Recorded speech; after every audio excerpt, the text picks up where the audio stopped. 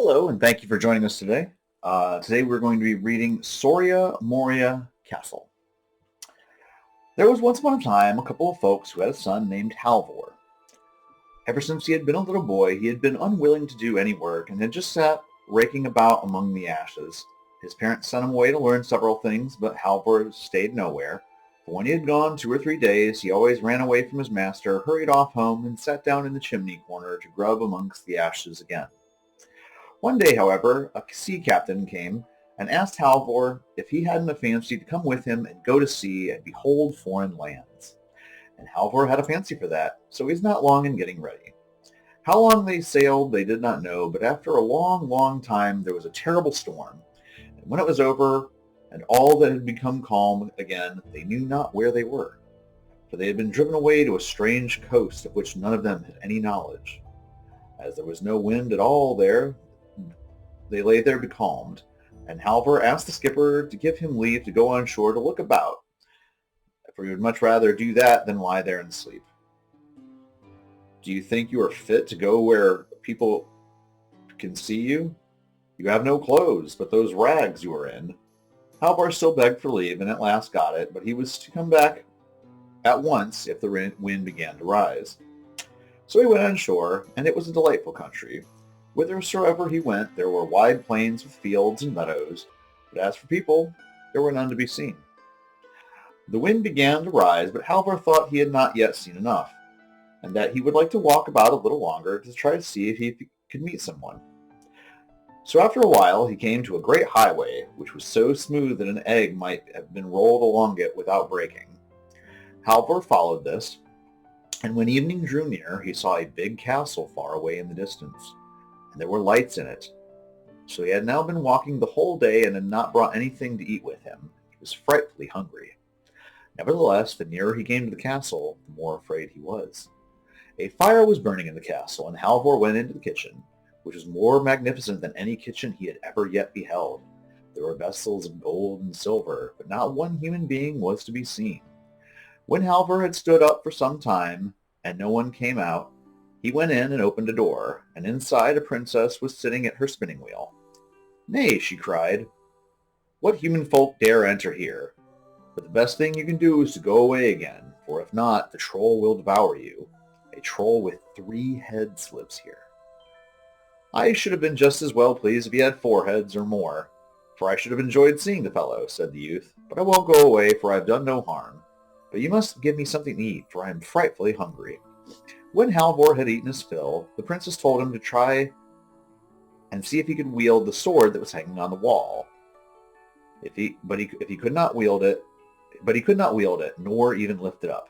"Well then, you must take a drink out of that bottle which is hanging by its side, for that's what the troll does whenever he goes out and wants to use the sword," said the princess. Halvor took a draught, and in a moment he was able to swing the sword about with perfect ease. And now he thought it was high time for the troll to make his appearance, and at that very moment he came, panting for breath. Halvor got behind the door. "Oh, Tattoo," said the troll as he put his head in the door. "It smells as if there were human blood here." "Yes, you shall learn that there is," said Halvor, and he leapt up and cut off all 3 heads in one sweep. The princess was so rejoiced to be free that she danced and sang, and then she remembered her sisters and said, "If my sisters were but free too." "Where are they?" asked Halvor. She told him where they were. One of them had been taken away by a troll to his castle, which was 6 miles off, and the other had been carried off to a castle that was 9 miles further off still. "But now," she said, "you must first help me get this dead body away from here." Halvor was now so strong from the potion that he cleared everything away and made all clean and tidy very quickly. So then they ate and drank and were happy, and the next morning he set off in the gray light of dawn. He gave himself no rest, but walked or ran the livelong day. When he came inside of the castle, he was again just a little afraid.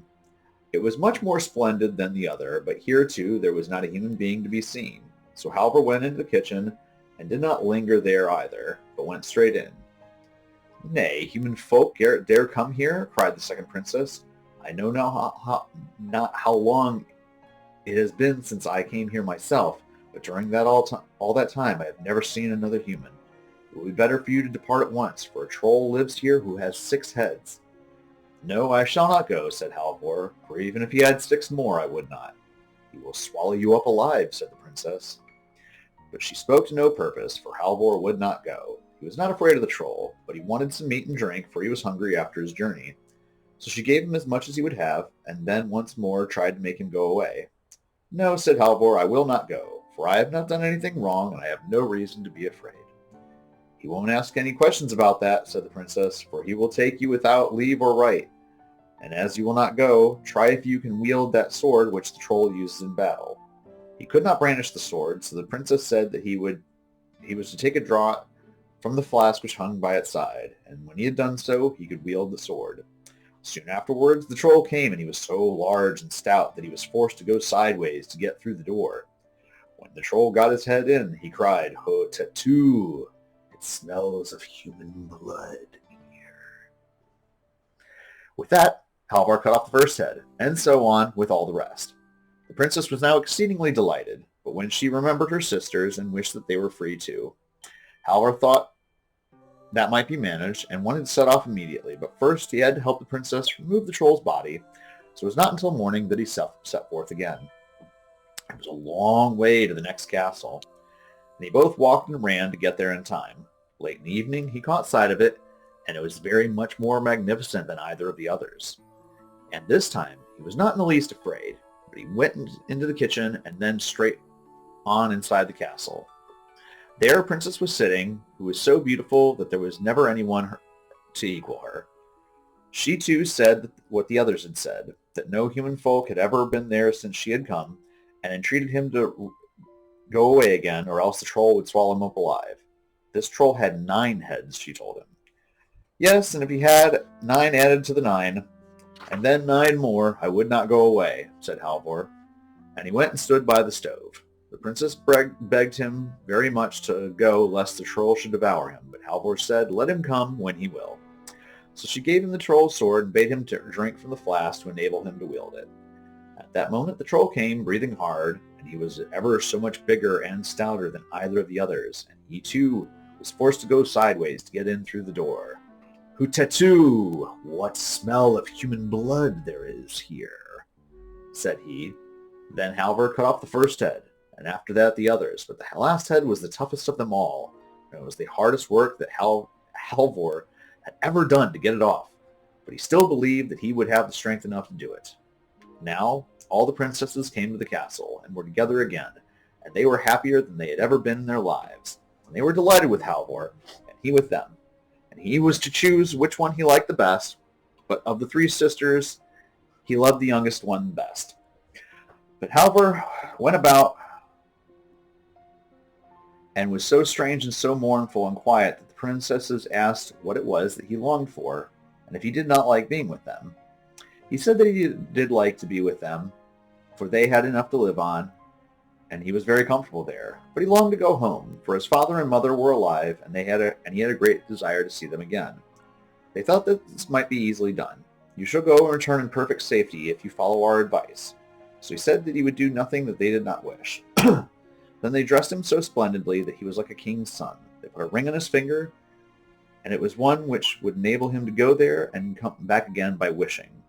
But they told him that he must not throw it away or name their names, for if he did, all his magnificence would come to an end, and then he would never see them again. "If I were but at home again, or if home were but here," he said, and no sooner had he wished this than it was granted. Halvor was standing outside his father and mother's cottage before he knew what he was about. The darkness of night was coming on, and when father and mother saw such a splendid and stately stranger walk in, they were so startled that they began to bow and curtsy. Halvor then inquired if he could stay there and have lodging for the night. No, that he certainly could not. "We can give you no such accommodation," they said, "for we have none of the things that are needful when a great lord like you is to be entertained. It will be better for you to go up to the farm. It is not far off. You can see the chimney pots from here, and they have plenty of everything." Halvor would not hear of that. He was absolutely determined to stay where he was. The old folks stuck to what they had said, and told him that he was to go to the farm, where he could get both meat and drink, whereas they themselves had not even a chair to offer him. No, said Halvor, I will not go there till early tomorrow morning. Let me stay here tonight. I can sit down on the hearth. They could say nothing against that, so Halvor sat down on the hearth and began to rake about among the ashes just as he had done before, when he laid there idling away his time. They chattered about many things and told Halvor this and that, and at last asked him if they never had any children. Yes, they said, they had a boy who was called Halvor, and they did not know where he had gone, and they could not even say whether he was dead or alive. Could I be he? Said Halvor. I should know him well enough, said the old woman, rising. Our Halvor was so idle and slothful that he never did anything at all. And he was so ragged that one hole ran into another all over his clothes. Such a fellow as he could never turn into such a man as you are, sir. In a short time the old woman had to go to the fireplace to stir the fire. And when the blaze lit up Halvor, as it used to when he was at home raking among the ashes, she knew him again. Good heavens, is that you, Halvor? She said. And such great gladness fell on the old parents that there was no bounds to it. And now he had to relate everything that had befallen him, and the old woman was so delighted with him that she would take him up to the farm at once to show him to the girls who had formerly looked down on him so. She went there first, and Halvor followed her. When they got there, she showed them how Halvor had come home again, and now they could see how truly magnificent he was. He looks like a prince, she said. We shall see that he is just the same ragamuffin that he was before, said the girls, tossing their heads. At that moment Halvor entered, and the girls were so astonished that they left their kirtles lying in the chimney corner and ran away in nothing but their petticoats. When they came in again, they were so shamefaced that they hardly dared to look at Halvor, towards whom they had always been so proud and haughty before. Aye, aye, you have always thought you were so pretty and dainty that no one was to equal you, but you should just see the eldest princess whom I set free. You look like herdswoman compared with her, and the second princess is also much prettier than you, and the youngest, who is my sweetheart, is more beautiful than either the sun or the moon. I wish to heaven they were here, and you would see them. Scarcely had he said this, but they were standing by his side, and then he was very sorrowful, for the words which they had said to him came up to his mind. Up at the farm a great feast was made ready for the princesses, and much respect paid to them. But they would not stay there. We want to go down to your parents, they said to Halvor, so we will go out and look about us. He followed them out. They came to a large pond outside the farmhouse. Very near the water there was a pretty green bank, and there the princesses would sit down and while away an hour, for they thought it would be pleasant to sit out and look over the water, they said. There they sat down, and when they sat for a short time, the youngest princess said, I may as well comb your hair a little, Halvor. So Halvor laid his head down on her lap, and she combed it, and it was not long before he fell asleep. Then she took her ring from his hand, and from him and put it in its place, and she said to her sisters, Hold me as I am holding you. I would that we were at Soria Moria Castle. When Halvor awoke, he knew that he had lost the princesses, and began to weep and lament, and was so unhappy that he could not be comforted. In spite of all of his father's and mother's entreaties, he would not stay, but bid them farewell, saying he would never see them more, for if he did not find the princesses again, he did not think it worthwhile to live. He again had $300, which he put into his pocket and went on his way. When he walked some distance, he met a man with a tolerably good horse. Halvor longed to buy it and began to bargain with the man. Well, I have not exactly been thinking of selling him, said the man, but if we could agree, perhaps. Halvor inquired about how much he wanted to have for the horse. I did not give much for him, and he is not worth much. He is a capital horse to ride, but good for nothing at drawing. But he will always be able to carry your bag of provisions and you too if you walk and ride by turns. At last they agreed about the price, and Halvor laid his bag on the horse, and sometimes he walked and sometimes he rode. In the evening he came to a green field where stood a great tree under which he seated himself. Then he let the horse loose and lay down to sleep, but before he did that he took his bag off the horse. At daybreak he set off again, for he did not feel as if he could take any rest. So he walked and rode the whole day through a great wood where there were many green places which gleamed very prettily among the trees. He did not know whither he was or whither he was going, but he never lingered longer in any place than was enough to let his horse get a little food when they came to one of these green spots, while he himself took out his bag of provisions. So he walked and he rode, and it seemed to him that the wood would never come to an end.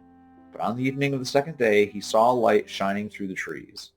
If only there were some people up there, I might warm myself and get something to eat, thought Halvor. When he got to the place where the light had come from, he saw a wretched little cottage, and through a small pane of glass, he saw a couple of old folks sitting inside. They were very old and as gray-headed as a pigeon, and the old woman had such a long nose that she sat in the chimney corner and used it to stir the fire. Good evening, said the old hag, but what errand have you that can bring you here? No Christian folk have been here for more than 100 years. So Halvor told her that he wanted to go to Soria Moria Castle, and inquired if she knew the way thither. No, said the old woman, that I do not, but the moon will be here presently, and I will ask her, for she will know. She can easily see it, for she shines on all things. So when the moon stood clear and bright above the treetops, the old woman went out. Moon, moon, she screamed. Can you tell me the way to Soria Moria Castle? No, said the moon, that I cannot, for when I shone there, there was a cloud before me. Wait a little longer, said the old woman to Halvor, for the west wind will presently be here, and he will know it, for he breathes gently or blows into every corner. What, have you a horse too? She said when she came again. Oh, let the poor creature loose out in a bit of fenced-in pasture, and don't let it stand there starving at our very door. But won't you exchange him with me? We have a pair of old boots here, with which you can go 15 quarters of a mile at each step. You shall have them for the horse, and then you will be able to get to Soria Moria Castle. Halvor consented to this at once, and the old woman was so delighted with the horse that she was ready to dance. For now I, too, shall be able to ride to church, she said. Halvor could take no rest, and wanted to set off immediately, but the old woman said that there was no need to hasten. Lay down on the bench and sleep a little, for we have no bed to offer you, she said, and I will watch for the coming of the west wind. Ere long came the west wind, roaring so loud that the walls creaked. The old woman went out and cried, West wind, can you tell me the way to Soria Moria Castle? Here is one who would go thither. Yes, I know it well, said the west wind. I am just on my way there to dry the clothes for the wedding which is to take place. If he is fleet of foot, he can go with me. Out ran Halvor. You will have to make haste if you mean to go with me, said the west wind. And away it went over hill and dale and morass, and Halvor had enough to do to keep up with it. Well, now I have no time to stay with you any longer, said the west wind, for I must first go and tear down a bit of spruce spur before I go to the bleaching ground to dry the clothes. But just go along the side of the hill, and you will come to some girls who are standing there washing clothes, and then you will not have to walk far before you are at Soria Moria Castle. Shortly afterwards, Halvor came to the girls who were standing washing, and they asked him if he had seen anything of the west wind, who was to come there to dry the clothes for the wedding. Yes, said Halvor. He has only gone to break down a bit of spruce fir. It won't be long before he is here. He then asked them the way to Soria Moria Castle. They put him in the right way, and then he came in front of the castle. It was so full of horses and people that it swarmed with them. But Halvor was so ragged and torn with following the west wind through bushes and bogs that he kept on one side, and would not go among the crowd until the last day, when the feast was to be held at noon. So when, as was the usage and custom, all were to drink to the bride and the young girls who were present, the cupbearer filled the cup for each in turn, both bride and bridegroom, and knights and servants, and at last, after a very long time, he came to Halvor. He drank their health, and then slipped the ring which the princess had put on his finger when they were sitting by the water side into the glass, and ordered the cupbearer to carry the glass to the bride for him and greet her. And the princess at once rose up from the table and said, Who is most worthy to have one of us? Who has delivered us from the trolls? Or he who is sitting here as the bridegroom? There could be but one opinion as to that, everyone thought. And when Halvor heard what they said, he was not long in flinging off his beggar's rags and arraying himself as a bridegroom. Yes, he is the right one, cried the youngest princess, when she caught sight of him. So she flung Aether out the window.